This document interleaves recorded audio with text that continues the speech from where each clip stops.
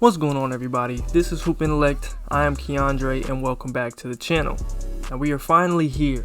After months of laboring, researching, and watching a lot of film, emphasis on the lot, we've reached the home stretch of the 2020 NBA Draft Talk. I think I've done about as good of a job as I could going back and watching old film, comparing and contrasting the pros and cons of each prospect, along with the little bit of information we've received through the combine and private workouts to come up with this final big board. I won't talk about every prospect until we get into about the 30s and 40s. And remember, if you want a more detailed look at their games, just look around the channel. These descriptions will be kind of brief. Now I've got a list ranked about 80 players deep, which is honestly excessive, being that it isn't actually my job to do this at all. But you know, the extra time takes you places. Anyways, here's a section of guys who just missed the cut. Some of them have really good chances of getting drafted, others will be priority undrafted free agents. Without further ado, let's start at number 60. Now here we have Nate Hinton. Hinton is the guy I did the most reconsidering about over the last several weeks. I just think his level of tenacity and passion is going to take him a long way. He's someone who could have 0 points in a game and you absolutely remember several plays that help swing the game. He's got a solid base skill-wise, and I think it'll be enough for him to carve out a role in the league. The 59 spot belongs to Sam Merrill. Merrill can shoot it with the best of them. Now, despite him being 24 and his athletic limitations, he has an elite skill. He's not someone I see being able to do what JJ Redick or Kyle Korver do in terms of shooting on the move, and he still has some work to do defensively, but he could carve out a role as a light version of what, Luke Kennard and Joe Ingles do. Naji Marshall is ranked 55th. The league values versatile wings, and Marshall fits the bill. He's got work to do as a shooter, but he can handle it, pass, and he's a pretty good athlete at 6'9". He's a solid wing prospect in the mid to late second round. Karim Mane is 54. Mane is a terrific athlete with great tools on defense and untapped upside offensively. He's someone who will likely take a couple years before he can earn consistent NBA minutes, but I really like his raw ability. Marcus Howard is at 52. He was a great college scorer and did so pretty efficiently, considering the ridiculous offensive load he had on that Marquette team. He is small and will likely always be a defensive liability, but he's super skilled as a scorer and capable of getting buckets with ease. He may go undrafted for fit reasons, but if he lands in the right spot, he could carve out a microwave scoring role. Coming in at 51, we have Jalen Harris. Harris is a guy who I had right outside my top 60 for a while until I revisited his film. His combine vertical and agility numbers are awfully impressive, but again, it's functional athleticism I'm interested in. He doesn't play like this super athlete, and that's completely fine. He's someone who will likely be able to score in a variety of ways in the league. As we get into the top 50, I think the value starts to rise a bit. Guys with more refined skills, a couple of specialists, and just overall more potential. At 47, we have Cassius Stanley, who is probably the most explosive athlete in this draft. There isn't a lot of nuance to his game, but he's a guy you're asking to be complimentary. I love him as a transition scorer, spot-up three-point shooter, and as someone who projects to be a solid defender. At 44, Isaiah Joe is one of the more intriguing shooters in the draft. Even though he didn't shoot it particularly well percentage-wise during his sophomore season, I'm still very confident in his ability from deep and wouldn't be surprised if a team in the late first, or at least in the early second, decided to take him. Isaiah Stewart is a will-imposing big with a high motor and encouraging face-up and offensive potential. I also think he's probably a little bit better defensively than I or some others have given him credit for because he played in that Washington zone. He's another guy I've often heard mentioned in the first round, but I like him more in the second. His height and lack of vertical explosiveness and rim protection hold him back for me. Tyshawn Alexander and Emmanuel Quickley are similar archetypes of players. Both are about 6'3", 6'4", two guards who both shoot the three at a really high clip and are both no slouch defensively. They are two of the better defenders at that two guard spot in this draft. I think Quickley has more potential as an overall scorer, but I liked what I saw from Alexander as a movement shooter. Overall, really high value for both of them in that early second round.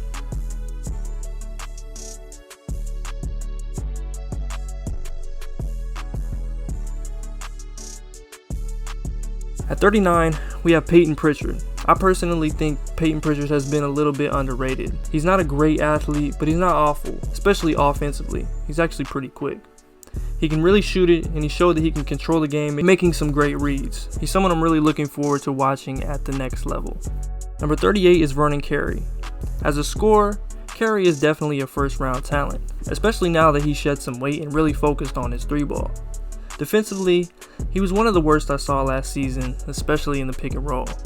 If a team picks him in the first round, they're just a bit more confident in his ability to defend in the modern NBA than I am. Xavier Tillman is another prospect who has no shortage of effort or heart. He's consistently outperformed what metrics or his physical attributes say he should. He's the best passing big in the draft and is comfortable with the ball in the pick and roll, which can go under the radar, but is a big deal in today's NBA. If he can get a consistent three-point shot, he'll have a long NBA career, at least in some capacity. One of Michigan State's most decorated players is Cassius Winston. He shot it extremely well, showed great poise and leadership, and consistently made big plays. Even though he's undersized and isn't the best defender, everything else he brings to the table is enough to earn a spot in my top 35. At 33, we have Jay Scrubb. He's somebody I've talked about for a while now. He has great physical tools, and I think a year or two of learning and adjusting to the pace of the game could turn him into a real contributor. Going from JUCO to NBA draft pick is one of the best stories in recent memories as well. I really enjoy Elijah Hughes' game, and I think it'll translate even better to the NBA. I'm not sure if he hasn't got the press he deserves because he was on an underwhelming Syracuse team, or if he's not on social media enough, or whatever else. But Hughes' ability to shoot and handle the rock at 6'6" make him hard to pass up. And defensively, I liked what I saw, though limited in that zone. At 31, Tyler Bey is that 3 to 4 tweener who can block shots, guard multiple positions, and has spent a lot of time improving as a three-point shooter this summer. I like what he brings to the table, and wouldn't be surprised if a team as high as the early 20s likes him too. Now let's move on to the next section.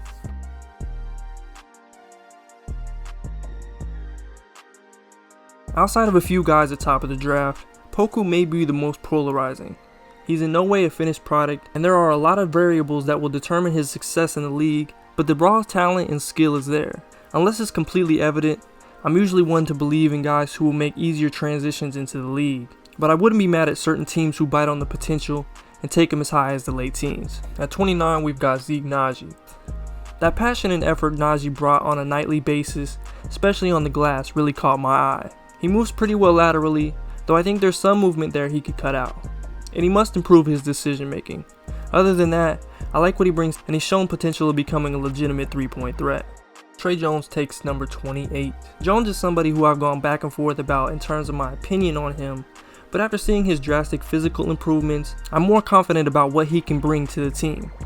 Jones is someone who I think has the potential to be one of the elite defenders at the guard position, and assuming his shooting improvement trajectory continues, he'll be a key piece.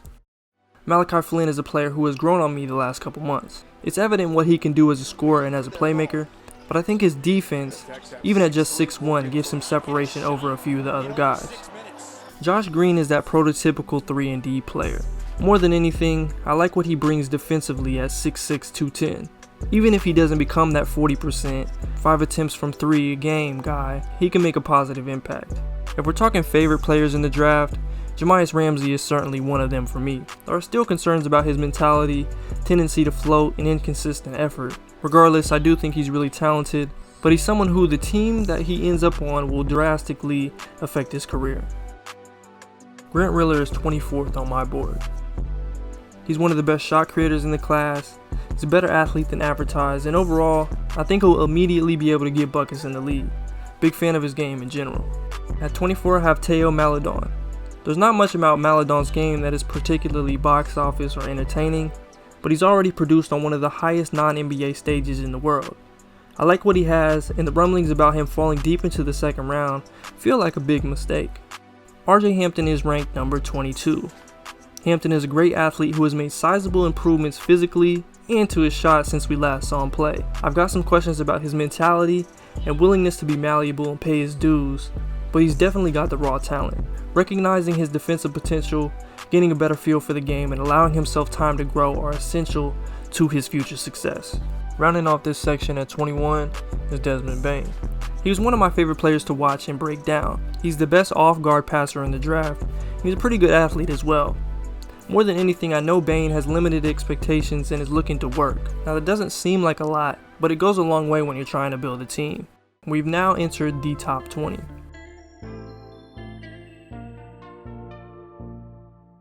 Starting off the top 20 is Jalen Smith, aka Sticks. He's the rare rim protecting 3-point shooting big in this draft. He has some work to do physically to further unlock the rest of his potential, but I think he might sneak onto a team at the end of the lottery. Tyrell Terry is my 19th ranked player. I love his ability to shoot it from deep. He's made great progress physically, more than I expected over the last several months, and that's even factoring the possibility that they could be somewhat fabricated. My favorite thing about him is he has a bit of a mean streak to him on the court. You definitely can't teach or fabricate that. Number 18 is Saddiq Bey. It's not much to say here about Bey. He's got great size, defends multiple positions well, hits a 3 at a high clip, and can put it on the floor and score inside some. He's a great fit with a lot of teams in the teens. Sharpshooter Aaron Nesmith comes in at 17. The man can shoot. Not taking anything away from him, but the stats have misled some people into thinking he's coming into the league shooting 52%, though it was just 14 games against some subpar competition. The rest of his game needs some polish, and I'm not in love with his defense, but he's 6'6" with a 6'10" wingspan, so he'll figure it out. I think Jaden McDaniels could be this year's Kevin Porter Jr. People spent all that time knocking his character, which wasn't ever all that serious. Meanwhile, he was easily one of the most talented guys in the draft. I feel similarly about McDaniels. At 6'10", with those skills and untapped potential on the defensive end, I like him a lot. Chances are, you know and have been watching Cole Anthony for years. I think there's been some overthinking when it comes to gauging his potential. He's really talented offensively, and although he may not be considered as a guy in the upper echelon of this class, he's still someone I view as a top 20 pick. It won't solve everything, but he'll surely benefit from NBA spacing and teammates as well. From what I've seen, I think Precious Achiuwa is underrated. He's got great potential defensively and as a guy who can grab and go off the rebound. I think improving his feel for the game, and specifically at the 5 spot, will be huge for him, along with being a bit more aggressive around the basket. I think he'll eventually become a solid shooter, and when you add all those things together, he's a lottery guy to me. Despite averaging just 9 points and 4 boards, and starting no games during his lone season at Florida State, Patrick Williams is a lottery prospect with potential to go as high as 7th. He's 6'8", 225, with defensive versatility that jumps off the screen, and a quick burst to his game that isn't often seen at his size. He's still only 19, and those flashes of offensive potential and overall versatility make him my 13th ranked player. Obi Toppin comes in at number 12. He's another guy who, after revisiting and thinking about the totality of his game, I had to knock down a few spots. But at the end of the day, he's ranked 12 for a reason. Even though he has the possibility of forever being a defensive liability, he's got good offensive potential and put up some of the most efficient scoring numbers in college basketball history. And he can jump a little bit too. At number 11, we have Devin Vassell. He's 6'7" with good defensive instincts and lateral quickness. He can shoot the 3 and even put the ball on the floor and create his own shot some. I'm not as confident in him as a shooter as I was before seeing his shot in that infamous video, but overall, I still like Vassell as a prospect and think he's someone you can plug and play on most teams. Now getting into the top 10. Kicking it off, we have Tyrese Maxey. Maxey is one of the best guard defenders in this class, and offensively, he's got a game that is certainly going to translate, and honestly, I think he'll look noticeably better in the league. He's raised the release point on his shot and put in major work as a shooter and as an athlete in general. Although he won't likely end up in the top 10, I think he makes an immediate impact next season wherever he ends up. At 9, I have Tyrese Halliburton. Halliburton is on the short list of best facilitators in the draft. He's got a high IQ, great passion for the game, and despite his unorthodox shooting motion, he knocked down 3s at a high clip. He sped up his release some, which is a positive, and the next step for him is being more aggressive offensively and focusing on really sitting down and guarding his opponent. The number 8 spot belongs to Isaac Okoro. Okoro is the defensive-oriented wing that teams covet. He's about as strong as anybody in the class and willingly guarded almost every position. But my personal favorite part of his game is probably his passing ability, and in general, he showed flashes of being a much more impactful offensive player in the future. Kira Lewis is 7th on my board. He's the fastest player in this draft, and probably the fastest since De'Aaron Fox. Aside from that elite speed and quickness, Lewis displayed a good offensive repertoire, scoring in several different ways, and using his athleticism and court vision to set up his team. He's already up to about 175 to 180 pounds, which is great considering that was one of his biggest negatives. I've got James Wiseman at number 6. He's one of the most physically imposing players in the draft, and actually someone I've grown to be pretty confident in. Now, I don't believe he'll be this big Chris Bosh or Anthony Davis player that some have talked about him as, but his physical tools will allow him to rim run, block shots, and rebound, And in the end, I think he'll be a better shooter than maybe my scouting video noted. Coming in at number 5 is Deni Avdija. I liked what I saw in his progression in the last games he played this year, and at 6'8" with his skill set, he's somebody who I think has fairly high upside. I'm excited to see what Deni does in the league, good or bad.